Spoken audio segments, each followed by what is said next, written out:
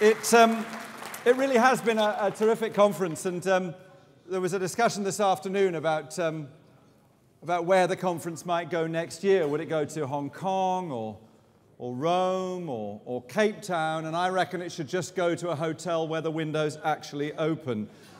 But I feel like I've been in the bunker. Is Hitler around? Is he still alive? I mean, it's extraordinary down here. But actually, what is noticeable about this hotel is how incredibly welcoming and charming the staff are. I hope they hear your applause as you give it to them now, but thank them for looking after us so well.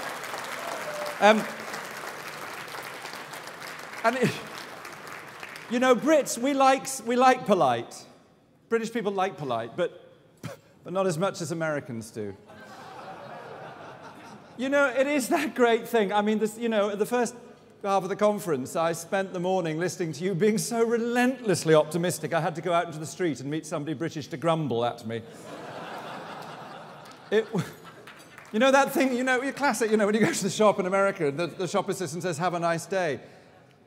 I mean, you like that. I mean, if you go to a British shop and the shop assistant says, "Have a nice day," you think they've stolen my wallet. They've taken... Yeah. And I noticed it's been great actually sharing space with so many American friends. And I really, the other thing I really notice is we never say what we mean in Britain, ever. We just don't do that. We just don't say what we mean, whereas you're actually terrifically literal. I mean, for instance, if I meet a friend who's getting a little bit chubby, I am more than likely to say, "Oh, you've lost weight." If you say that to an American, they go, "No, actually, I've put on a few pounds." And I'm looking at them and thinking, "A few pounds? You look like you've been shoplifting scatter cushions."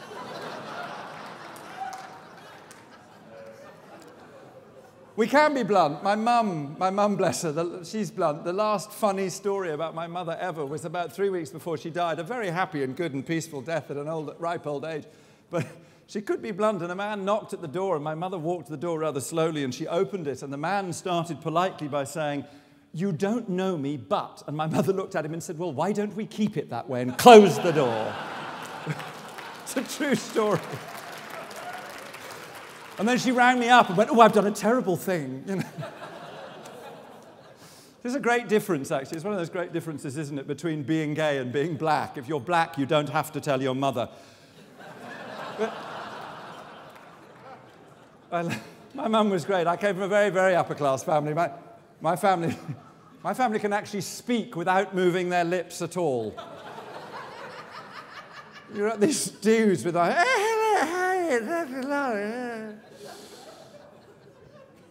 I knew my mother for 53 years. I barely understood a word she ever said, But I always say to people, you come out to your family if you want to. Do feel to come out to your family. It's basically a good thing to do, but do it gently. Treat them, give them a bit of calm, a bit of respect, a bit of time. Do it somewhere where it's easy for them to take it in, like at Christmas lunch, because just turn to your mother and say, "Why don't you pass the salt to a homosexual?" That just slip it into the conversation. You know what I mean? I'm quite blunt too. In restaurants, waiters say, "Would you like to see a menu?" I go, "No, I'll just guess." Has anybody been to Joe Allen, actually, when you've been here? The famous theatre restaurant? They're fantastic. I love their waiters there. They are the campus rudest thing you ever did meet in your life. And there is a great story about an American woman going to Joe Allen's, and she looked at the menu, and on the menu it said banana cream pie. And she called the waiter over, and she said, "What is banana cream pie?" And the waiter said, "Exactly which word are you having a problem with?"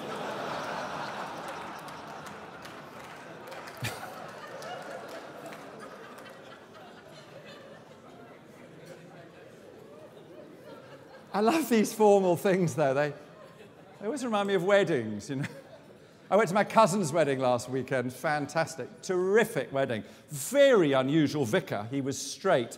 And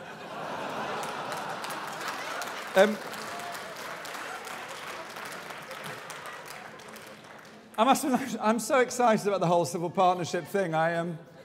You know, we call it weddings. Isn't it great? It's just gone into the language, hasn't it, now? And actually, rather sweetly, unfortunately, he can't be here tonight, but about 2 months ago, I got proposed to, and it was very exciting. And I am now officially... You know, I never thought it would happen. I call it late onset love. And I never thought it would happen. And I said to a friend the other day, I never ever thought this would happen. And he said, but haven't you fantasized about a wedding? Haven't you, dreamt about having a wedding? I said, of course I had. The really annoying thing is now there's actually somebody else involved. All my plans are completely screwed. That's it, But it's so great here. I was, as I say, part of Stonewall. We fought for that. It was really the crown jewel of what we fought for, was to get civil partnership and to have it embraced by the country to such an easy degree. It was fantastic. And I said to Adam the other day, but you're not having half the bloody house. So, so I do love him, but not that much. Although there is, I must tell you actually, that when you hear and see the opponents of gay marriage, I always think and take strength from one great story. I happened, perchance, to be in South Africa on one of the days when the gay marriage case was being argued in the Constitutional Court. And there was one of the applicants in it, one of the litigants, was the Catholic Alliance. And I happened to see the day when the Catholic Alliance barrister, an English guy, was making the case for marriage as a term of art, as he put it. He said it's a technical term. And the thing about the South African Constitution is that it guarantees a number of things. It certainly guarantees protection against sexual discrimination, but it also guarantees tribal rights and language rights and a number of other things.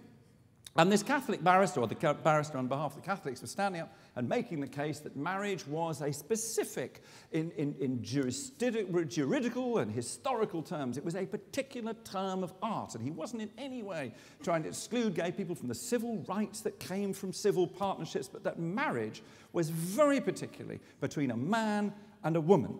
And at the time, the Chief Justice, Pius Langer, who was a wonderful guy, put his hand on his microphone and he leant in and he looked at this barrister and he went, "One man and one woman?" And the entire case collapsed in front of this barrister as he realized. And one of the great things about the guarantee of gay marriage in South Africa is that it's built precisely in part on the judgment that polygamy is part of the constitutional guarantee of South Africa. So I love that. Because, by the way, the people who have polygamous marriages, by and large, are not terribly in favor of us.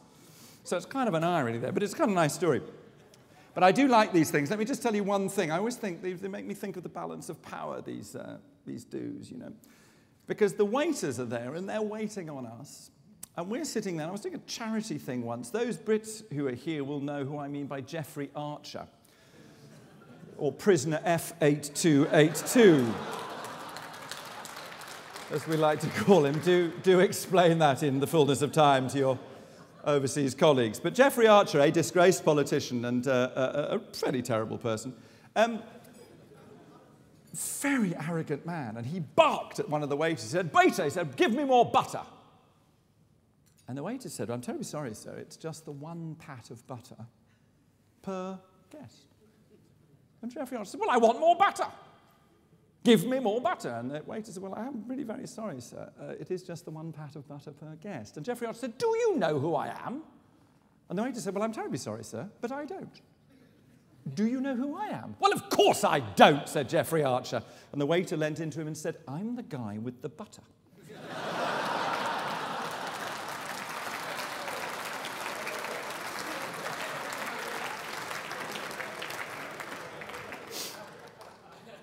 So what have we learnt in the last couple of days?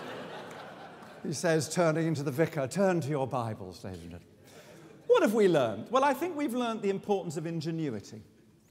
And I think we've learnt the importance of judging people on the basis of who they really are, not who you think they are. And in case you forget, in case you forget either of those things, let me just tell you two stories. One is about ingenuity. It's about a young lad who works in a supermarket. And this man comes up to him and said, "I'd like to buy half a head of lettuce." And the kid says to him, "Well, we don't sell half a head of lettuce." And the man said, "But I'd like to buy half a head of lettuce." And the kid says, "Well, we don't sell half a head of lettuce." And the man said, "I want one." The kid says, "We don't do it." And the man says, "Well, would you be terribly kind and go into the warehouse at the back of the store and ask the manager if I can have half a head of lettuce?" So the kid slopes off, goes into the store and says to the manager, there's some dickhead out there who wants half a head of lettuce. He turns round, the bloke's followed him in. Quick as a flash, he said, and this nice gentleman would like to buy the other half.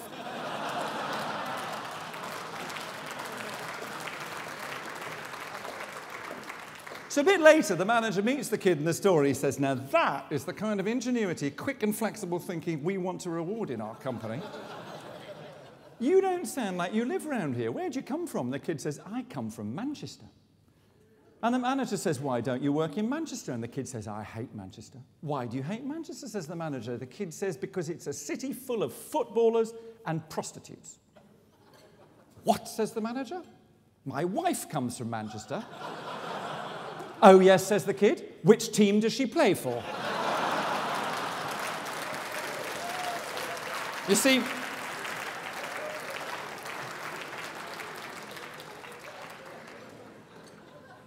ingenuity, you see. Never only judge people on the basis of who you know them to be. 4 fathers are standing in a bar, and they fall to bragging about their sons. And one of them goes to the loo, and the other 3 start talking on, and the first one said, he said, well, my son started out as a hod carrier on a building site. He bought the small building company.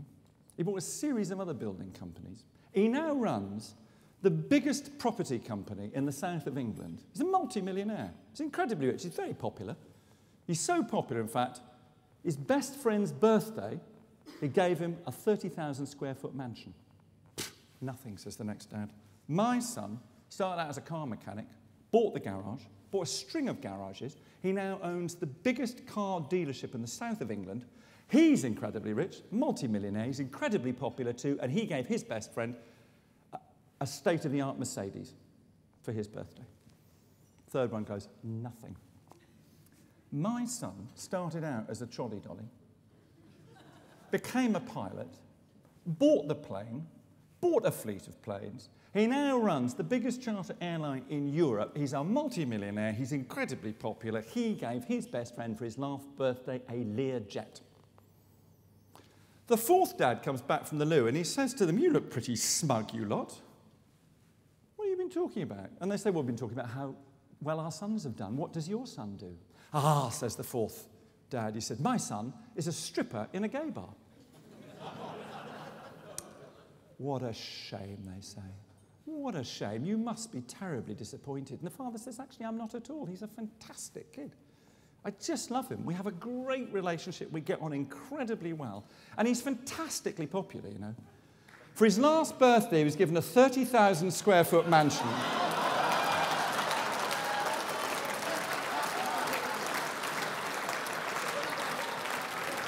A state-of-the-art Mercedes and a Learjet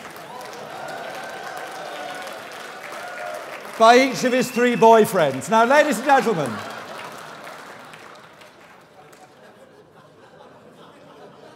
only judge people on what you find out they actually are.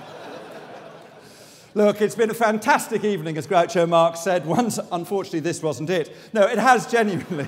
It is an absolutely fantastic evening. It's now my great pleasure, ladies and gentlemen, to do something, I think, which really sums up the very essence of what we're trying to do here today, and that is, I'm going to raise money. So, I know we've been thinking about all those wonderful things, but I'm now going to give you the chance, ladies and gentlemen, to bid for something which will help more of what we've been doing happen in the world. The Marriott Bredsall Priory in Derby, England, is proud to offer a fabulous vacation package that entitles the bearer and guests to 3 nights with dinner, bed and breakfast, and for the real sad ones amongst you, 2 rounds of golf. The idea of playing golf in the middle of Derbyshire in the pouring rain frankly fills me with dread and horror. This place is quite near Chatsworth, which is the Toffs. It's also quite near Alton Towers, which distinctly isn't the Toffs. But it's a fabulous place. It's a 12th century hotel, which fortunately has been redone, so there's a loo and things. There's actual plumbing and not sort of dung in the forecourt and such like. It's worth a huge amount of money, this. I may be sounding like I'm pouring scorn on it, but actually it's a huge amount of money. I just thought of another difference, actually, between the Brits and the Americans. We see double entendres in absolutely everything. 2 elections ago, you had a presidential election, Bush and Gore. You thought that was a presidential election. We thought it was a cable TV show. But, now look,